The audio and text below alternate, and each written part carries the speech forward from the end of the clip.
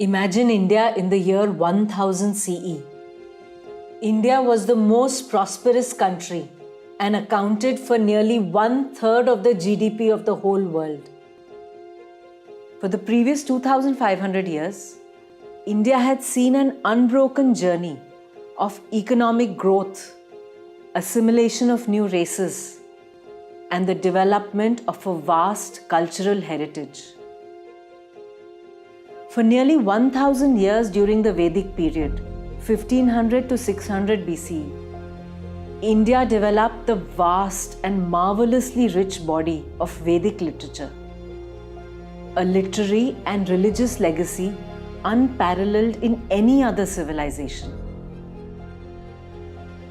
Between 600 to 200 BCE, India saw a period of exceptional creative ferment, leading to the birth of two of the world's great religions and the creation of the early empires.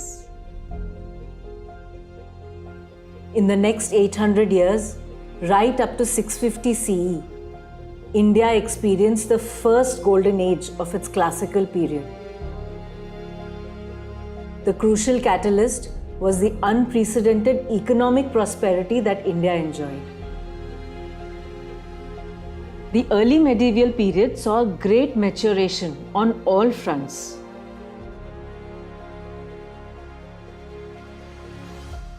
However, in the late medieval period, the creative phase of Indian civilization was coming to an end, and it began to experience deep internal fissures that were weakening it. India was becoming fragmented from great stable empires into numerous short-lived warring kingdoms, which led to a loss of political cohesion. There was a decline in global trade.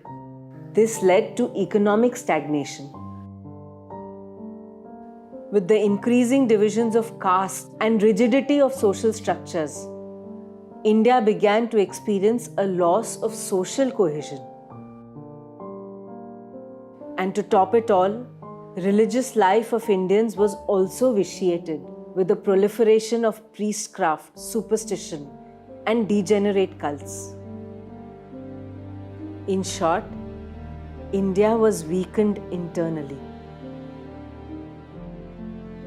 An internally weakened India now faced tremendous external challenges. India experienced wave after wave of Islamic attacks.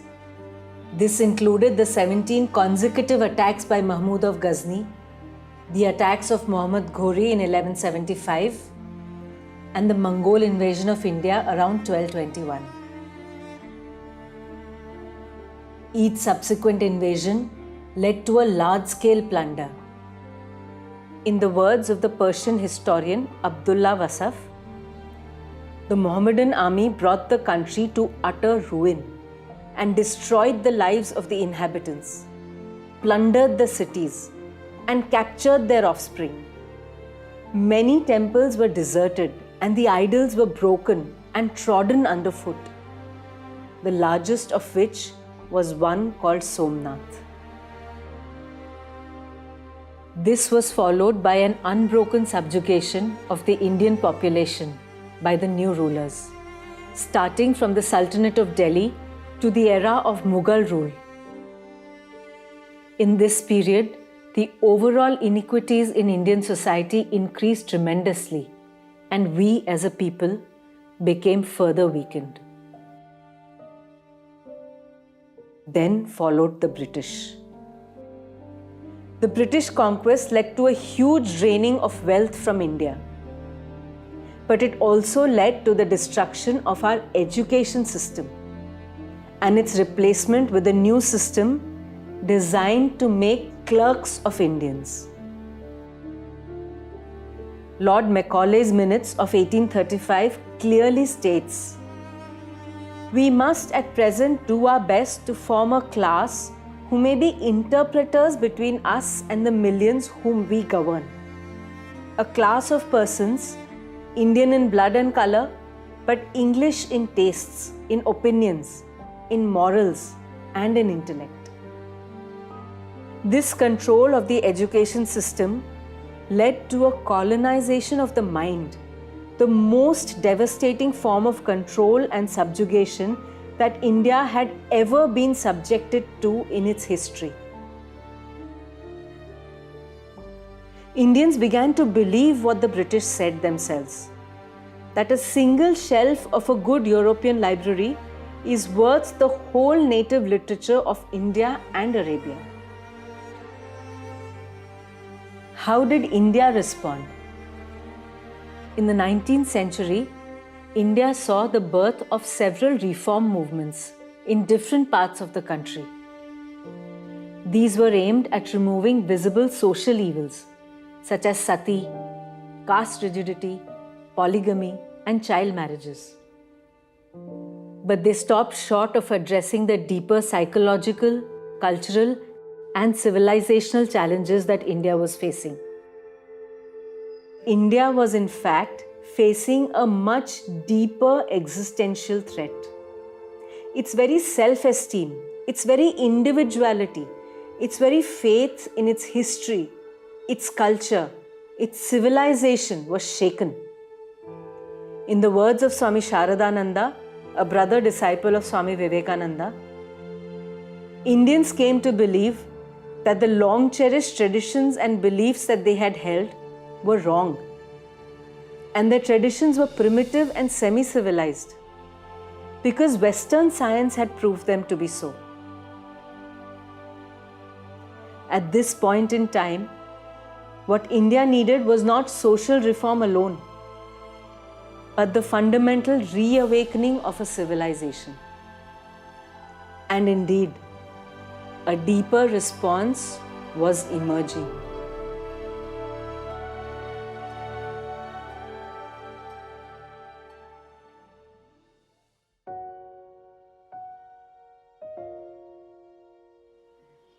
Away from the noise and newspapers and public talks, in the temple of Dakshineshwar outside Calcutta, an extraordinary life was unfolding silently.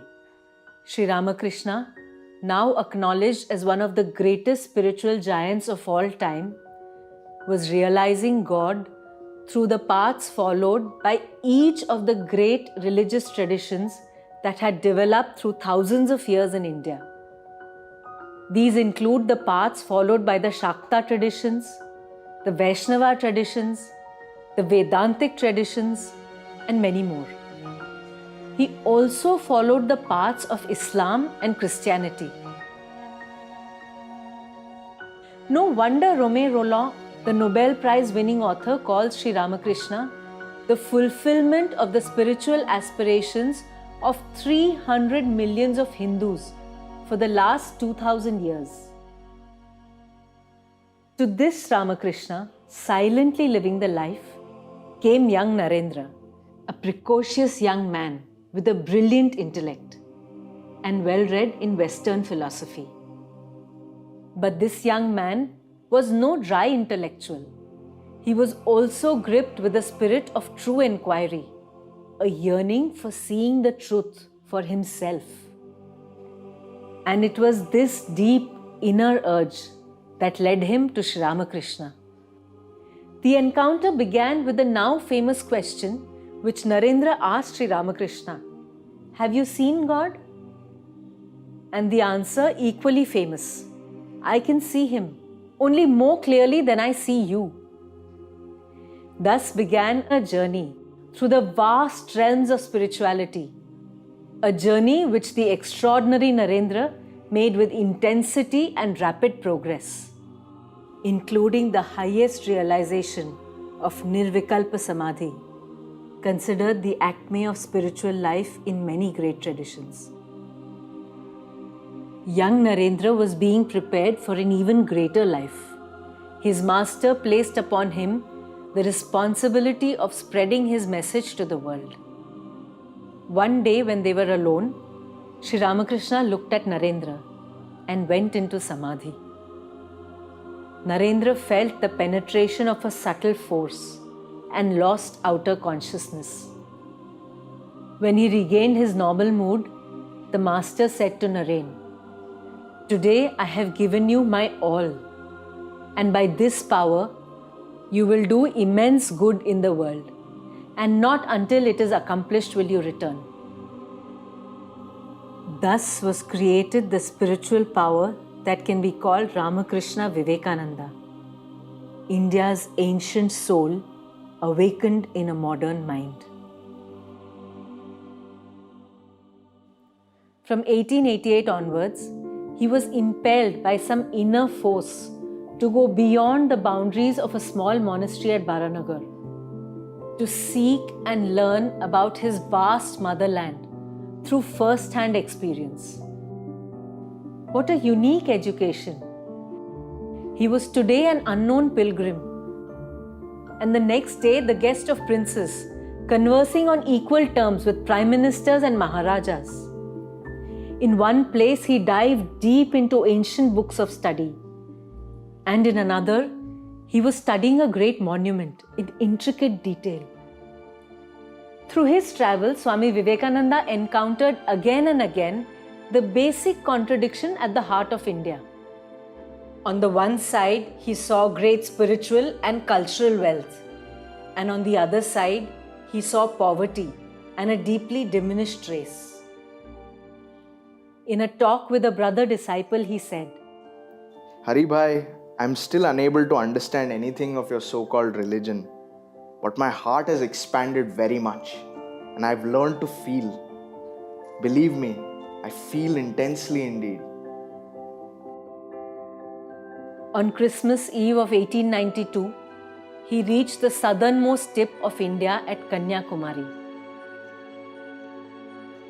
Swimming across the shark-infested waters, he sat on the last stone of India in the middle of the ocean and entered into a deep meditation on the past, the present, and the future of his country. And through this meditation, a vision emerged in his vast and compassionate heart. A vision for India, a vision for his own mission, and perhaps a new vision for humanity itself.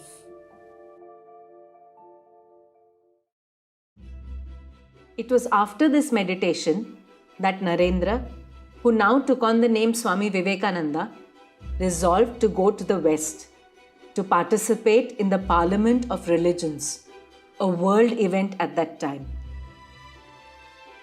His extraordinary debut at the Parliament of Religions and his famous beginning are well known. The success at the Parliament led to Swami Vivekananda's transformation from an unknown Indian to a world figure who interacted with some of the most celebrated individuals of the time.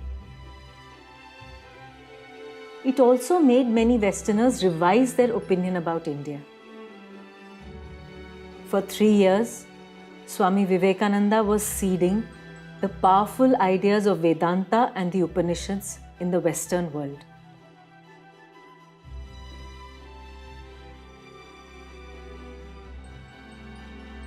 Through his encounter with the West, he also discovered and understood the power of organization in bringing change.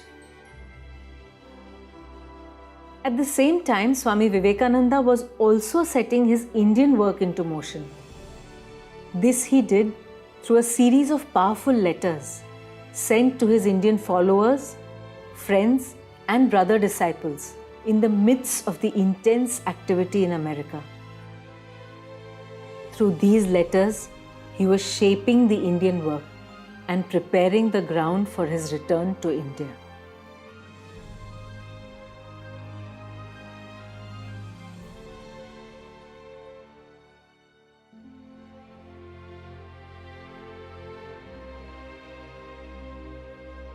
Swami Vivekananda returned to India in 1897, where he was accorded a hero's welcome.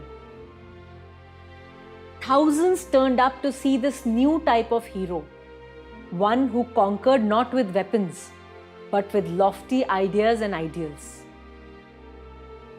Swami Vivekananda gave a series of stirring lectures across the length and breadth of the country, awakening the nation The spirit of his talks can be understood when we listen to the first words of his lecture at Ramnad. In the voice of Swami Ranganathananda, the longest night seems to be passing away. The sorest trouble seems to be coming to an end at last. The seeming corpse appears to be awaking India, this motherland of ours, from her deep, long sleep. None can resist her anymore. Never is she going to sleep anymore. No outward powers can hold her back anymore. For the infinite giant, he is rising to her feet. through his words, Swami Vivekananda awakened his fellow countrymen from their collective national slumber. First of all, he awakened his fellow Indians at an individual level.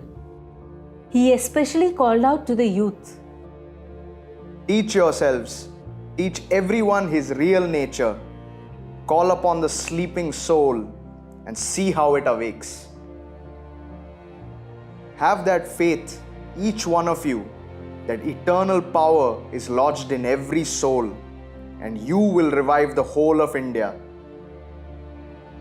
Be bold and fear not. Arise, awake, for your country needs this tremendous sacrifice. Rouse yourselves, therefore, for life is short. A far greater work is this sacrifice of yourselves for the benefit of your race, for the welfare of humanity. Second, he awakened Indians at a collective level. So long as the millions live in hunger and ignorance, I hold every man a traitor who, having been educated at their expense, pays not the least heed to them. Feel, therefore, my would-be reformers, my would-be patriots. Do you feel that millions are starving today and millions have been starving for ages? Great things have been done in the past in this land, and there is both time and room for greater things to be done yet. Therefore, let us go forward and do yet greater things. Third, he awakened Indians at the level of their role in the world. Each race has a peculiar mission to fulfill in the life of the world. Each race has to make its own result to fulfill its own mission. India's gift to the world is the light spiritual. Gifts of political knowledge can be made with the blast of trumpets and the march of cohorts.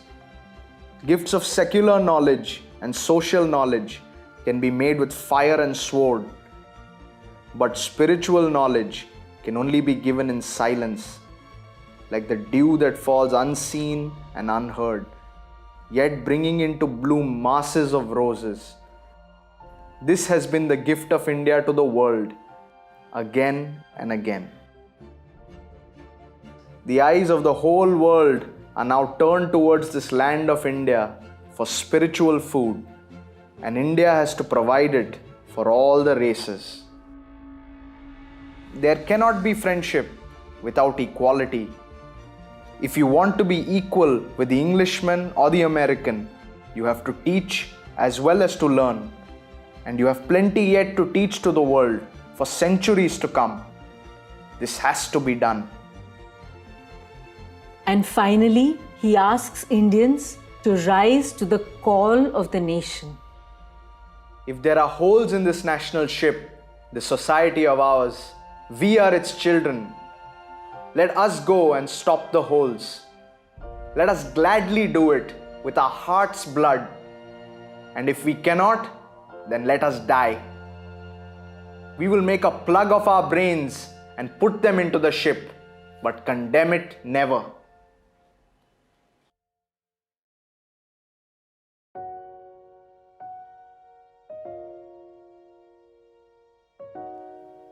Swami Vivekananda did not stop at inspiring his fellow countrymen. He also gave them a new way of understanding their own country.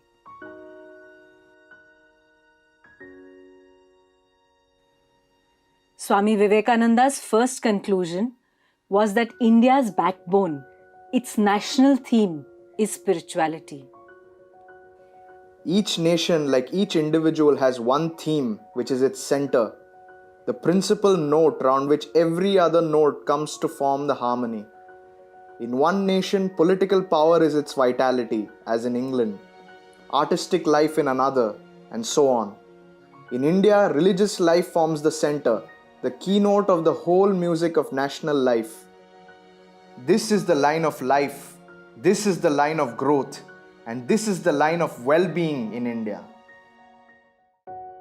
He assured Indians that the roots of the national tree have remained active and ever strong over the ages.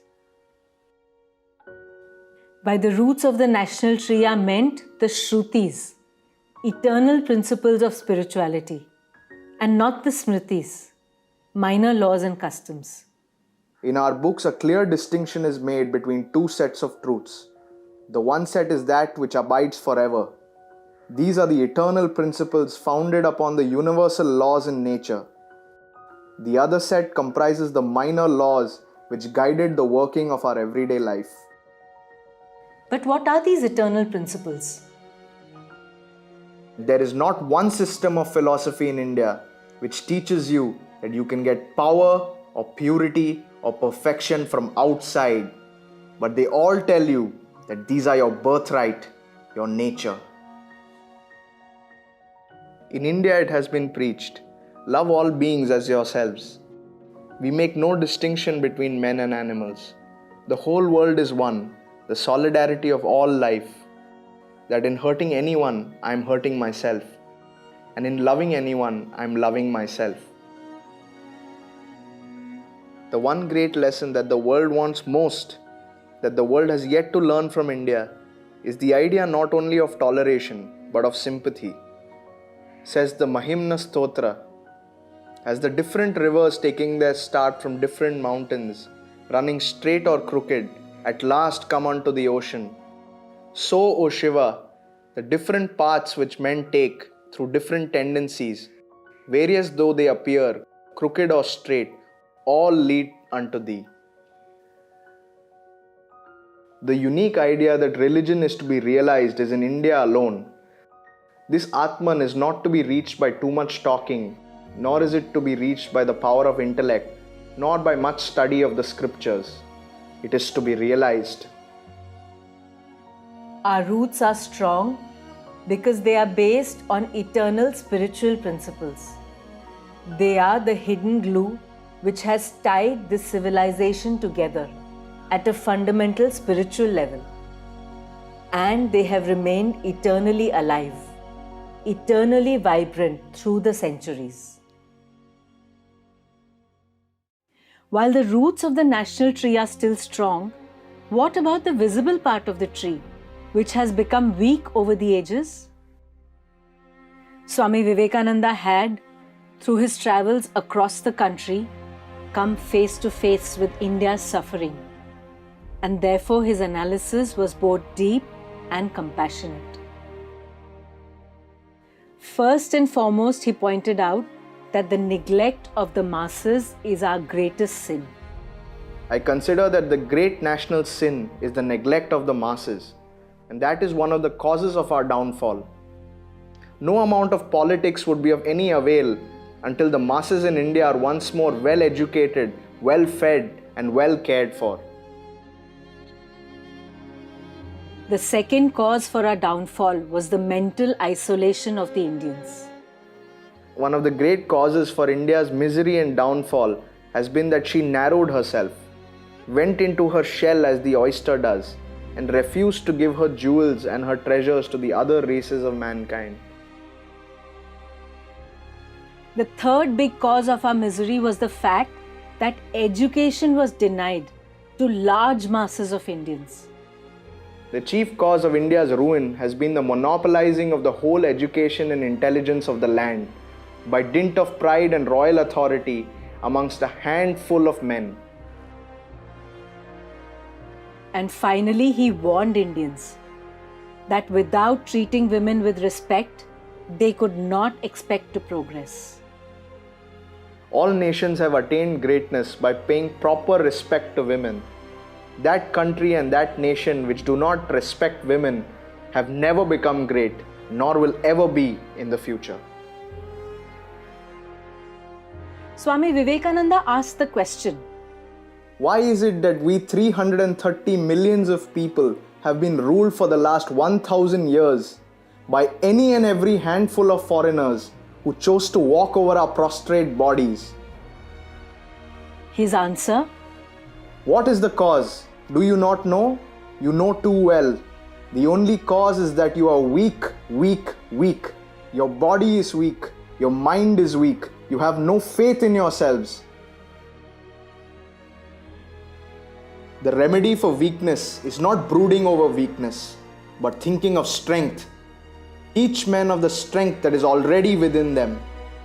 If faith in ourselves had been more extensively taught and practiced, I am sure a very large portion of the evils and miseries that we have would have vanished.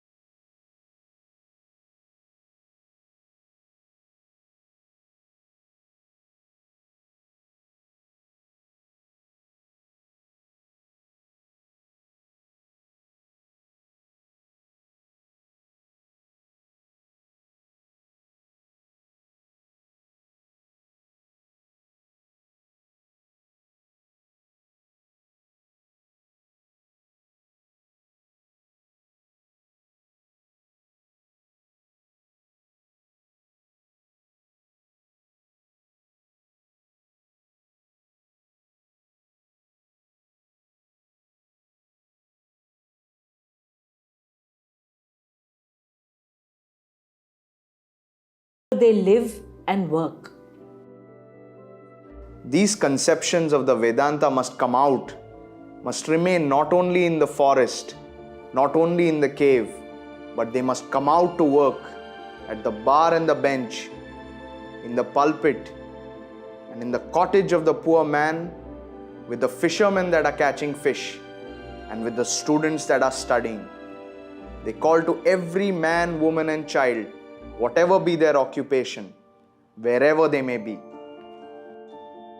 It would lead to a culture of work excellence across our society. If the fisherman thinks he is the spirit, he will be a better fisherman. If the student thinks he is the spirit, he will be a better student. If the lawyer thinks he is the spirit, he will be a better lawyer. Furthermore, it would also lead to social equality. If you teach Vedanta to the fisherman, he will say, I am as good a man as you. I am a fisherman, you are a philosopher, but I have the same God in me as you have in you. And that is what we want. No privilege for anyone, equal chances for all. In short, we have an opportunity to create a new society based on the universal ideas in the Upanishads.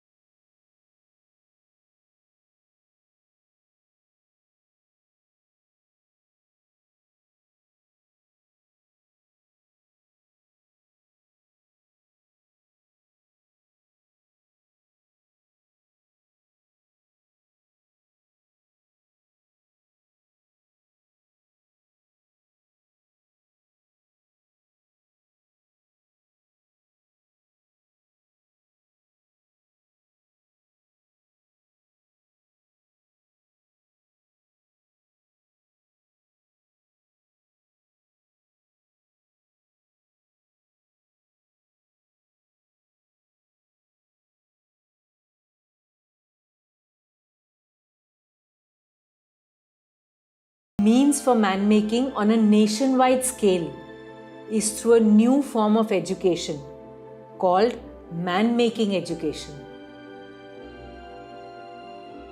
Third, who will do it? To every responsible citizen of the country, Swami Vivekananda has a message. The national ideals of India are renunciation and service. Intensify her in those channels, and the rest will take care of itself. Thus, Swami Vivekananda's vision of practical Vedanta is a manifesto for nation building through spirituality, which includes within its scope a vision of equitable national development, a vision for a new education system, a guide for responsible citizenship.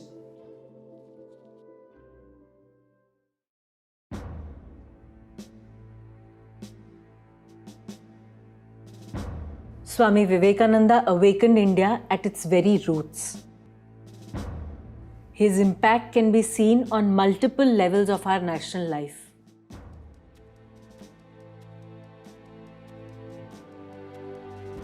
Mahatma Gandhi, when he visited Belur Mutt, had this to say: "I have gone through his works very thoroughly, and after having gone through them, the love that I had for my country has become 1,000-fold. Subhash Chandra Bose says, "The foundation of the present freedom movement owes its origin to Swamiji's message. A yogi of the highest spiritual level, in direct communion with the truth, who had for the time being consecrated his whole life to the moral and spiritual uplift of his nation and of humanity. That is how I would describe him. If he had been alive, I would have been at his feet." Jawaharlal Nehru said, "He was no politician in the ordinary sense of the word, and yet he was, I think, one of the great founders of the national modern movement of India." Vinoba Bhave said, "Swami Vivekananda advised us to dedicate ourselves to the service of the Daridra Narayana, God manifested in the hungry, destitute millions, to their uplift and edification." The word Daridra Narayana was coined by Vivekananda and popularized by Gandhiji. Christopher Isherwood, the author, comments, "Vivekananda was profoundly moved by the realization of India's poverty and the state of her oppression under the British colonial rule. And he proposed a revolution. The spirit of this revolution enormously influenced Gandhi and influences Indian political thought to this day."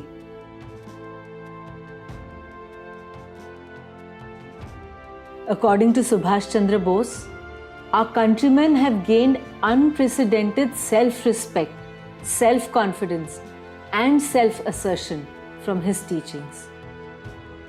Rabindranath Tagore says, "If you want to know India, study Vivekananda. In him, everything is positive, nothing negative." According to noted historian and Indologist A.L. Basham, he will be remembered as one of the main molders of the modern world, especially as far as Asia is concerned, and as one of the most significant figures in the whole history of Indian religion, comparable in importance to such great teachers as Shankara and Ramanuja. C. Rajagopalachari makes a telling tribute to Swami Vivekananda's contribution. It is Swami Vivekananda who saved Hinduism and saved India. But for him, we would have lost our religion and would not have gained our freedom. We therefore owe everything to Swami Vivekananda. Margaret Noble, Sister Nivedita, who was Swami Vivekananda's Irish disciple, sums up his message. These then, the Shastras, the Guru, and the motherland, are the three notes that mingle themselves to form the music of the works of Vivekananda. These furnish him with the ingredients whereof he compounds the world's heal-all of his spiritual bounty. We conclude with the words of Sri Aurobindo, who called Vivekananda a very lion among men. He said, "We perceive his influence still working gigantically. We know not well how, we know not well where. In something leonine, grand, intuitive, upheaving that has entered the soul of India. And we say, behold, Vivekananda still lives in the soul of his mother and in the souls of her children."